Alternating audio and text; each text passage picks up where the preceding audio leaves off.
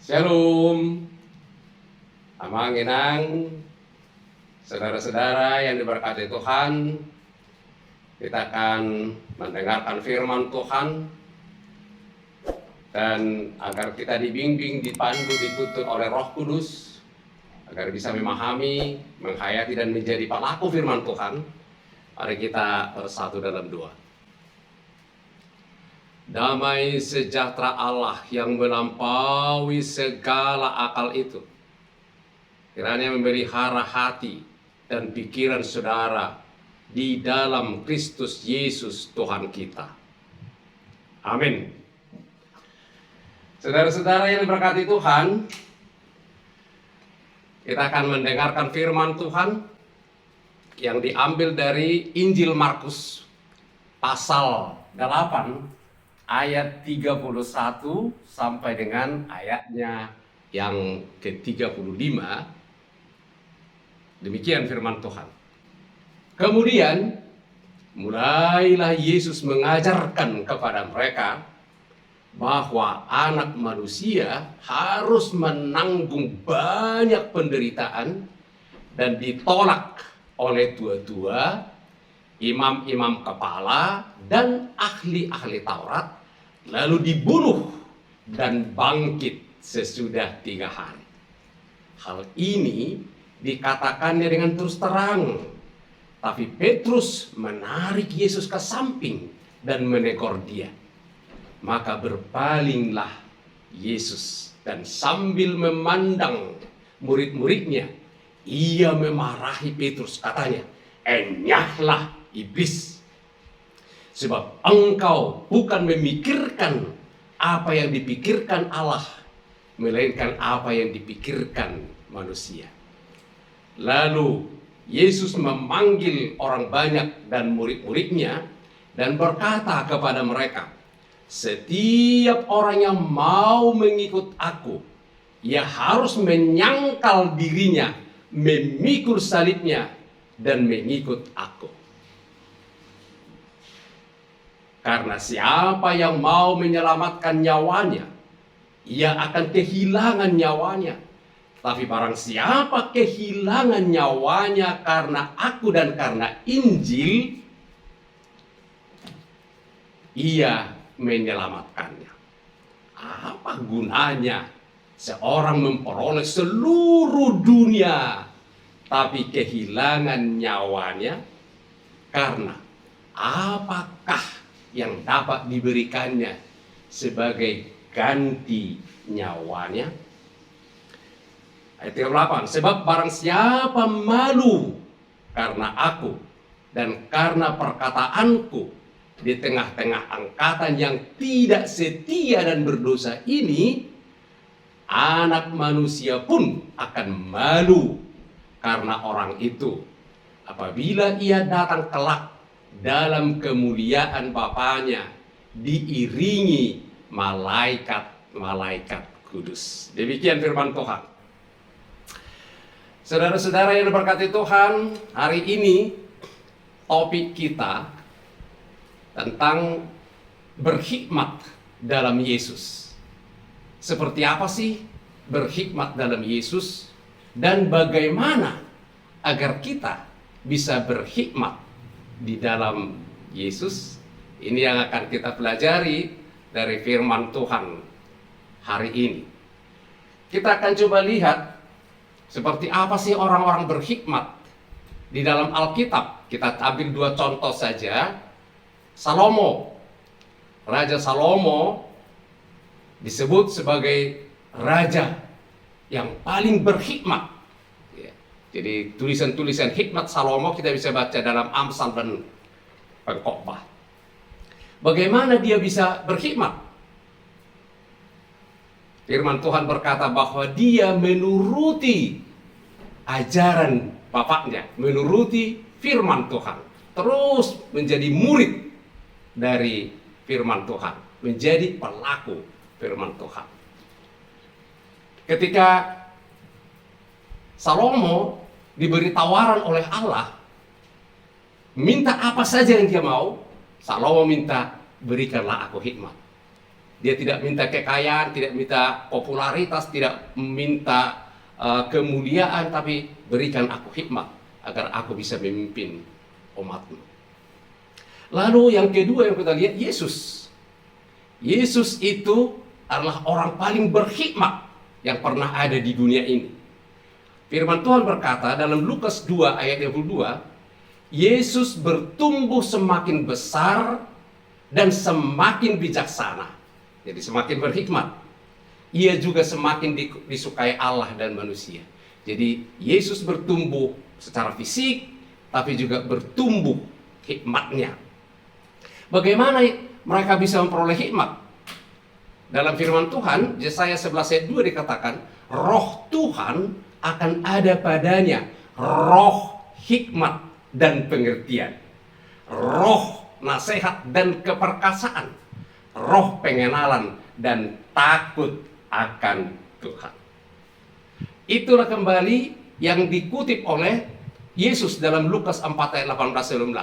Roh Tuhan ada padaku. Oleh sebab itu ia telah mengurapi aku untuk menyampaikan kabar baik kepada orang miskin. Dan ia mengutus aku untuk memberitakan pembebasan kepada orang-orang tawanan, penglihatan bagi orang-orang buta, untuk membebaskan orang-orang tertindas, untuk memberitakan tahun rahmat Tuhan telah datang. Jadi seperti apa sih orang yang berhikmat itu? Dari bagaimana supaya berhikmat? Dia menjadi murid firman Tuhan, pelaku firman Tuhan, setia kepada Allah. Jadi seperti apa orang yang berhikmat itu? Salomo, kita tahu cerita Salomo ya, ketika ada dua perempuan yang membawa anak, memperebutkan seorang anak. Lalu yang satu bilang ini anakku, yang satu bilang ini anakku. Belum ada tes DNA hari itu. Lalu hikmat Salomo, dia bilang kalau begitu bagi dua saja, ambil pedang, potong, kasih sepotong kepada yang ibu ini, kasih sepotong kepada ibu ini. Yang satu, hore, yes, lebih baik begitu, kata yang satu. Yang satu bilang, jangan Tuhan, berikan saja sama dia, yang penting hidup anak itu. Enggak, potong aja, kata yang satu. Oh, berikan sama dia, dialah ibu dia. Itu hikmat. Itu tidak ada dalam pakai logika, enggak ada dalam kelas sekolah. Itu adalah anugerah dari Tuhan. Lalu yang berikut, Yesus, seperti apa Yesus menunjukkan hikmatnya di dalam pelayanannya sehari-hari. Ketika ada orang bertanya, apakah boleh memberikan pajak kepada kaisar atau tidak? Karena mereka tidak mau memberi pajak kepada kaisar, karena mereka dalam wilayah kekuasaan Roma. Lalu Yesus bilang, nggak bilang, kalau dibilang boleh, wow, ini musuh negara ini, pengikut kaisar. Kalau dibilang tidak, oh ini musuh kaisar, kena, maju kena, mundur kena ini deh. Tapi hikmat, Yesus bilang, bawa deh uangnya ke sini. Lalu setelah dibawa uangnya, lihat ada gambar. Ini gambar siapa? Mereka jawab, itu gambar kaisar. Oh, kalau begitu dari kaisar, berikanlah kepada kaisar. Yang dari Tuhan, berikanlah kepada Tuhan. Itu hikmat. Ada satu lagi, bagaimana Yesus menunjukkan hikmatnya. Ketika orang-orang Farisi membawa seorang perempuan yang terdampak berbuat zina, tertangkap basah, kepada Yesus. Mereka bertanya, perempuan ini terdapat berbuat zina. Hukum Musa berkata harus dilempari sampai mati. Gimana pendapatmu? Nah, ini jebakan lagi. Jebakan Batman ini. Yesus berkata, dia tidak menjawab. Dia duduk, dia menulis-nulis di tanah. Lalu mereka mendesak, gimana jawabmu? Lalu Yesus berdiri kembali. Dia bilang, siapa di antara kamu yang tidak berdosa? Dialah yang pertama ambil batu dan melempar. Lalu dia duduk lagi, tulis lagi. Satu persatu mereka pergi. Dan tinggal Yesus dan perempuan itu. Kemudian Yesus berkata, mana orang itu? Gak ada yang melemparmu. Oh, tidak ada Tuhan. Kalau begitu aku pun tidak menghukummu. Pergilah, jangan lagi ulangi berbuat dosa. Itu hikmat. Itu hikmat. Itu tidak bisa dipelajari di bangku sekolah. Itu hanya bisa kita terima dari Tuhan. Harus ada roh Tuhan ada padaku, roh hikmat dan roh pengertian. Nah, bagaimana kita mengidentifikasi apa parameter bahwa seseorang itu berhikmat? Itu adalah firman Tuhan. Jadi kita bisa menilai seseorang apakah si pilihan ini berhikmat atau tidak. Apakah saya, Amang Inang, berhikmat atau tidak? Coba, parameternya adalah firman Tuhan. Inilah yang diajarkan oleh Yesus. Di dalam perikop ini, Yesus mengajarkan kepada mereka. Apa yang diajarkan Yesus? Yesus berkata, anak manusia harus menanggung banyak penderitaan dan ditolak tua-tua, imam-imam, kepala, dan ahli-ahli Taurat, lalu dibunuh dan bangkit sesudah 3 hari. Apa yang bisa kita pelajari dari sana? Orang yang berhikmat, ya, dalam perikop kita ini adalah orang yang memikirkan apa yang dipikirkan Allah. Ya, jadi tadi Petrus dibilang, Petrus, enak kau iblis, kamu hanya memikirkan pikiran manusia, kamu tidak memikirkan apa yang dipikirkan Allah.